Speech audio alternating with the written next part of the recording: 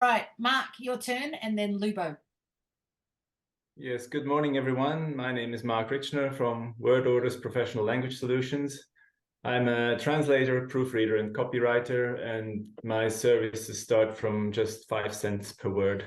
More later in the feature presentation. Thank you. Excellent. Well done. Thank you so much, Mark. All right, so here at Business at Breakfast, every week, one of the members gets the opportunity to speak to the group about their business. Just setting up my screen right now so we can see who's speaking. Well, I can see who's speaking. Don't worry, you'll see soon enough in the video. And our speaker today is the wonderful Mark Richner. I can't say it. Richner. Richner. So Mark's from Adelaide, and he's a translator. So he gets the opportunity, as a member, he gets the opportunity to share with the group further insights into his business, or to enlighten the group a little bit more about himself. The time is his to use however he would like. All members that get to speak, they could use the time to problem solve or seek assistance or advice from the group as a collective. It depends on what it is that you're after in your speaker spot. Now, Mark today, let me give you a little bit of background on Mark. Gosh, I think after all these years, I'd be organised. Here we go, Mark. So Mark Richner is from Adelaide, Australia, and is a translator, proofreader, and copy editor. He helps authors, coaches, and TEDx speakers by translating their books, coaching programs, and TEDx talks into German so that they can reach a wider audience. Mark says there are plenty of AI-generated programs which can translate from English to German or German to English, but often parts of the manuscript can be lost in translation because AI doesn't necessarily understand the cultural nuances that come out when you speak and you've written it down in a book. So Mark's easily found on his website, Wordorders. With that, Mark, I'm going to let you take it away. Now, you've got up to 8 minutes. If you take that long, I'll just do this, and it's up to you to wrap it up. If you don't take that long, we just got more time for questions. But with that, take it away. All right, so bonjour, grüezi miteinander, and good morning again, everyone. As Misty said, my name is Mark Richner from Wordorders Professional Language Solutions. I am a translator, proofreader, and copywriter. I'm also a published author, but today I'm going to focus on one particular service I provide. Namely, I translate books, presentations, and TEDx talks into German. My clients are authors, writers, and publishers, and my rates for translations start from 15 Australian cents per word. So how did I get into all this? Well, I've always loved languages, and especially working creatively with languages. And so when I finished school, I went on to study languages at uni, specifically English and German, literature and linguistics. At the same time, one of my first jobs happened to be working for a publishing house as a proofreader and editor, and the idea of becoming a translator grew from there. What really appealed to me there was the idea of converting a book into a different language as a way to become known by more people, simply because another group of people who doesn't understand the original language gets to read that book then. So after university, I continued and did further studies to become a certified translator. Then when I moved to Australia, I left the publishing world and started translating full-time for different companies and individual clients. The love of books, however, has always been there, has always stayed with me, and remains the number one reason I help authors and publishers translate books or other works into German. Now, I know the burning question is always, how much does it cost to get a book translated? Well, let's look at a few examples. A small how-to book like Misty's first volume, which is called Overcoming Obscurity, has about 10,000 words, so that would come to roughly $1,500. TEDx talks average, I think, 2,400 words, so that would be around $350. And if you have a chapter in a compilation book of about 1,000 words, that would be just $150. I thank you for listening. That's all I have. Straight to the point.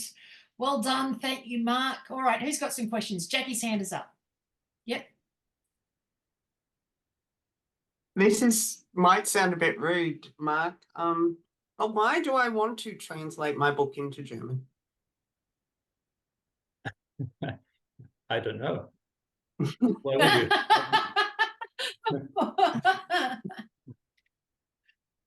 To sell it? No, more to reach a wider audience. So a European community and audience. So let's take as coaches and things like that. I was talking to Mark about this the other day. And yeah, in regards to speaking at being to the Europe side of it. I know with me being online, I'm in America a lot, and the time zone works really nicely over there for me because I'm a morning person and they do afternoons. So that works well. And they speak English. But I have had some clients that have called from, so UK is one thing, they speak English. But I've had a few that have come from German or from somewhere else in Europe. And their accent is really thick and I have trouble listening. And I do sometimes think, wow, if only I knew that language, because that might be easier to talk that way as well. So I suppose from that perspective, Jackie. I'm just wondering if you have entree into those markets, Mark? Not as such, but the ideal of reading a book in your own language is really you understand every last nuance of what the author is trying to say. So rather than having to kind of read it in a foreign language with a dictionary at your side, you really get to immerse yourself in the content rather than struggling with the language side of things. Yes, I suppose subtitles and things like that. If you think of movies, foreign movies, then we watch subtitles because you end up having to read the movie then watch it as well so that you can be immersed in it. And the translations often don't capture those nuances that you were talking about, Mark. Yeah. All right, thank you. Subtitling is a difficult field. There's also space restrictions and things. But yeah, translating books, you have all the time, all the space in the world to get the entire message across. Yeah, excellent. Thank you. Great question, Jackie. Jeff, you've got your hand up? No, I was just going to say, I believe Mark is spot on with regard to AI as a replacement for translators.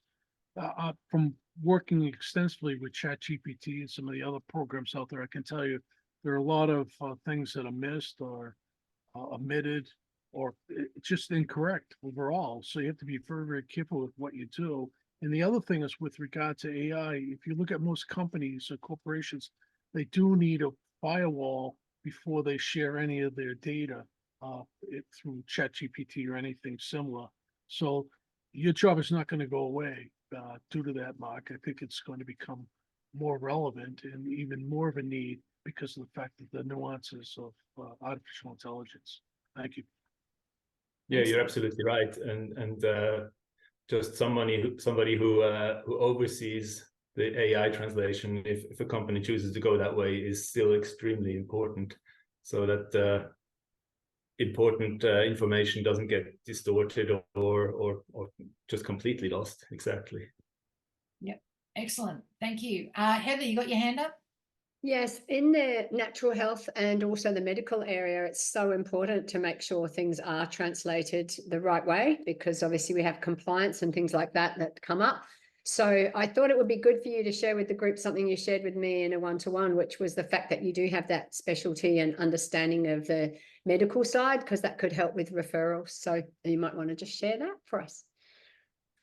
Yes, one of the companies that I work with provide a lot of material for me to translate in the medical and pharmaceutical field. So I've been doing that for probably around 10 years. So I have quite a bit of experience in medical terminology, and I'm aware of the compliance issues that surround often these kinds of translations. Excellent. Great. Thank you. Thank you, Heather. Thank you, Mark. Paul, you've got your hand up. Marion, I'll get to you in a minute. Paul first. Yeah.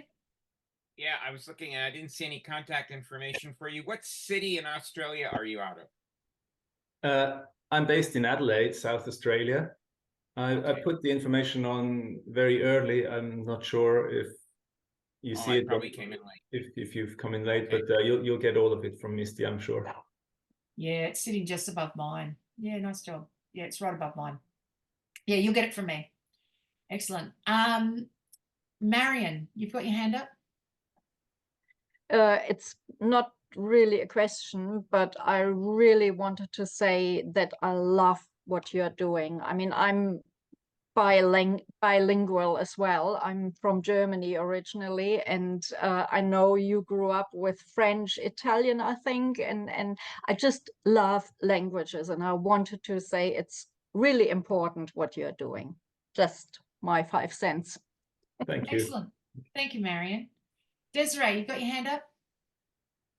Yeah, Mark is extremely quiet when it comes to showing off what he can do. And some of the things that I don't know if he hasn't mentioned as well. Thank you, Heather, for talking about the tech stuff that he does from medical.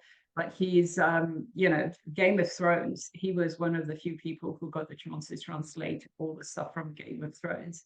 And tells me all about it. My first question was, is there lots of sex in it? He said, pretty much. And I said, great. So, and these are some of the things that he did many, many years ago, well before anyone had heard of Game of Thrones. He was already doing it. And I can't remember all the other ones he did, but, you know, he doesn't talk about that. He doesn't talk about Harry Potter, which he did as well. He doesn't talk about all this stuff, but he's done many of those translations too. So, but he keeps it very hush hush. Oh, there you go. Not Yes, quite- Game of Thrones. Desiree, if you haven't seen it, sex and death. That's it. Yeah. That's it. That's what that's Not much in all the I way said of life, was- just sex and He death. said, "Oh, I'm doing this new translation about this new thing, a little bit like Rome and stuff." I said, "Oh, has it got lots of sex in it?" It's like, Yep, and then we'll chop someone's head off. All right, it's done. exactly. Yeah, exactly. Excellent. Oh, there you go.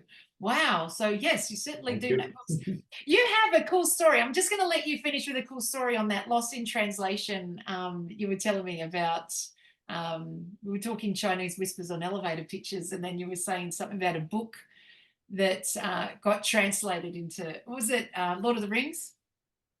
Yes, it's actually a Fringe show. We just started the Fringe here in Adelaide, one of the biggest theatre and comedy. I'm sure you're all familiar with the Fringe anyway. So funny thing, this show called Lost in Translation is about a group of comedians who take popular movie scripts or books that turned into movie scripts, and they feed it into an AI translator or an online translator like Google. So what they do, they take the script, the original from English, translate it into, say, Japanese, from Japanese into Spanish, Spanish into French, and so on, about a dozen times. And then they translate it back to English. And then they read the resulting script on stage. And as Misty mentioned, if you're familiar with the game Chinese Whispers, that's about what comes out. You can more or less follow the original story, but there's stuff in it that is just so left field, so hilarious. You have to go see it. So there you go. Lost in Translation. There you go. Literally. The importance of Mark. Excellent. Thank you so much, Mark. Thank you for being our speaker today. Thank you, audience, for participating and asking questions and your comments as well. That was fantastic.